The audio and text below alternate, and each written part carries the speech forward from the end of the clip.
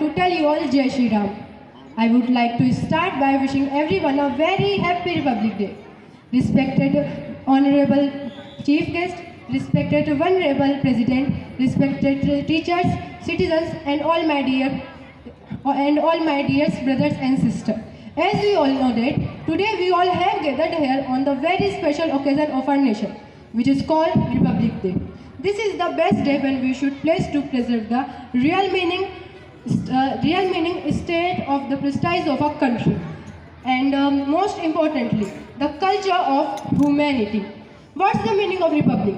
Republic means a country whose leader is a president, not a king or queen, and this would not have been possible if our freedom fighters had not made numerous sacrifices for the independence of the India. On this day, in 1950, the Constitution of India came into effect, and India became a democratic and republic nation. That's why we can often say that ये देश महापुरुषों का है, ये देश गुणी विद्वानों का, यह देश महापुरुषों का है, ये देश गुणी विद्वानों का, यह देश साधकों संतों का, ये देश वीर 11 months and 18 days. For India, Republic Day is not only a celebration, but also a pride and honor as a constitution forced throughout India, and Indian citizens got their basic rights. India's constitution is the longest written constitution in the world. This is the reason why the heroes of our country never afraid to say that कभी तिरंगे की छाया को शत्रु नहीं छू पाएगा, कभी तिरंगे की छाया को शत्रु नहीं छू पाएगा, धैर्य एकता और साहस से हर प्रश्न सुलझता जाएगा, धैर्य एकता और साहस से हर प्रश्न सुलझता जाएगा. There is a description of rights and duties in a constitution. Rights and duties go anything else. The fundamental of rights and fundamental of duties in a constitution prescribe the fundamental obligation of the state to its citizens, and the rights and duties of the citizens to the state. Constitution has provided us 6 human basic rights.